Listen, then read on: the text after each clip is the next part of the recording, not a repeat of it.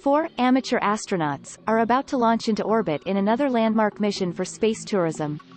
It's the latest flight to help open up access to space for paying customers, following on from launches by Richard Branson and Jeff Bezos. The trip has been paid for by U.S. billionaire businessman Jared Isaacman, who will travel with 3 crewmates.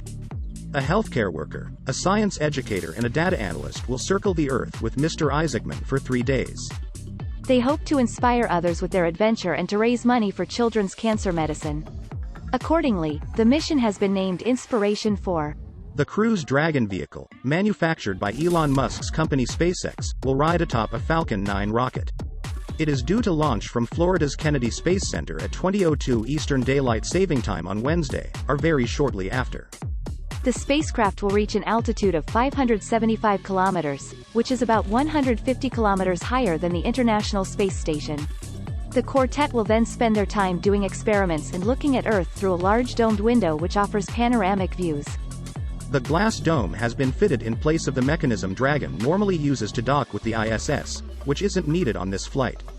The splashdown at the end of the flight will be targeted at the Atlantic Ocean.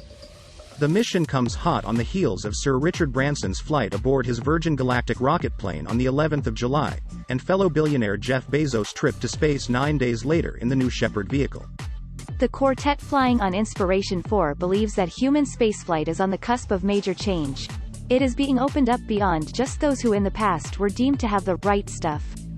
The commander, Jared Isaacman, 38, is the founder and chief executive of Shift4 Payments, a company he started as a teenager to process credit card transactions.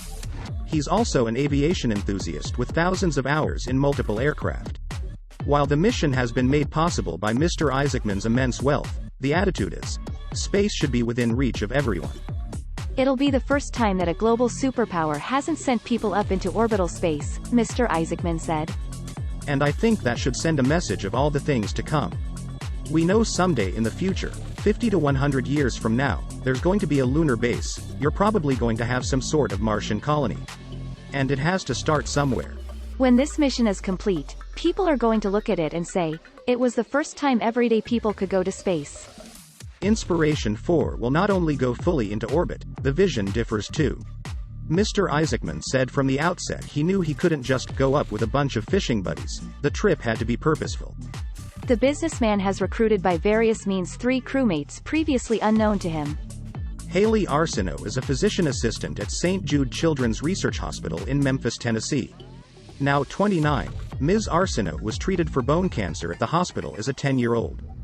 Mr. Isaacman wants to raise $200 million for St. Jude's work, and it seemed fitting to him that a staff member at the hospital should join him in the Dragon capsule.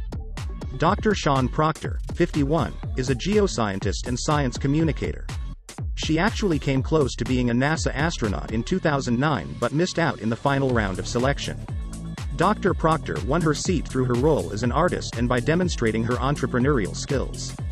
Chris Sembrowski, 42, is a U.S. Air Force veteran and works as an engineer with aerospace company Lockheed Martin.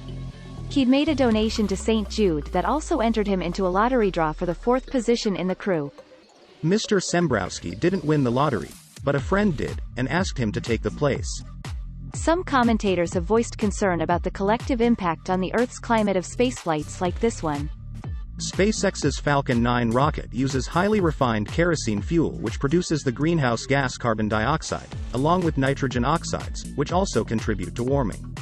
Emissions from rocket launches remain tiny compared with the aviation industry, though they are projected to grow. In the 60 years since Soviet cosmonaut Yuri Gagarin first went into space, fewer than 600 people have followed in his footsteps, and most of those have been military-trained personnel flying on government-sponsored missions. Inspiration4 is different. It'll be a fully commercially purchased and operated orbital flight. 6 months ago, Isaacman, Arsenault, Proctor and Sembrowski were going about their everyday lives. Since then, they've been on a crash course in how to be an astronaut, training with SpaceX in its capsule simulator.